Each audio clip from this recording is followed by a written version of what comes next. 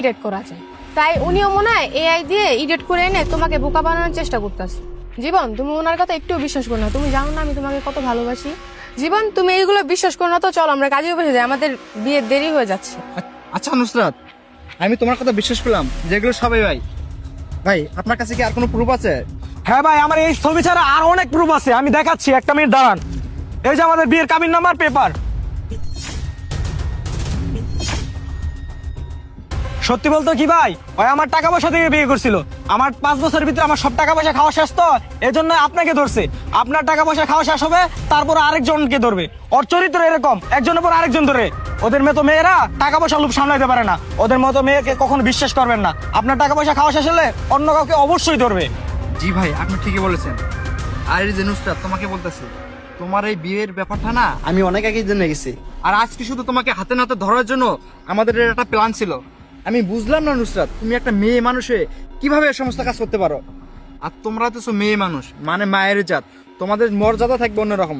আর তোমরা কি না, তোমাদের মতো কিছু মেয়ে আছে যারা কিনা টাকার লোভে আমাদের মতো কিছু ছেলেদের জীবন নষ্ট করে চলে যাও। আচ্ছা নুসরাত, তুমি আমাকে একটা কথা বলো তো, এই ভাই কি তোমাকে কখনো অভাবে রাখছিল? তোমার কোনো ইচ্ছা অপূর্ণ রাখছিল? কেন তুমি ওনার জীবন থেকে আমার লাইফে এসে কেন আমার জীবনটা নষ্ট করতে চাইছিলা?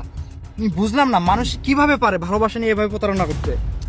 না মানে জীবন, আমি অনেক বড় ভুল করে ফেলেছি, আমাকে মাফ করে দিও।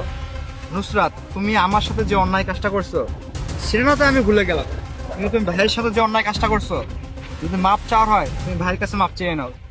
আশিক, আমি তোমার সাথে অনেক বড় একটা অন্যায় করছি, প্লিজ আশিক আমাকে এইবারের মতো মাফ করে দাও।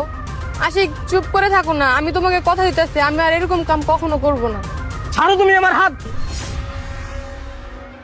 যে মেয়ে নিজের স্বামী রেখে অন্য কাউকে বিয়ে করতে চায় তাকে আমি কখনোই ক্ষমা করবো না। আরেকটা কথা ভালো করে শুনে রাখ, তোদের মতো মেয়েদেরকে কখনো ঘর সংসার হয় না। আজকের পর থেকে তুই আমার বাড়ির আশেপাশে যাবি না, আর তোর ডিভোর্স লেটারটা সময় মতো পেয়ে যাবি।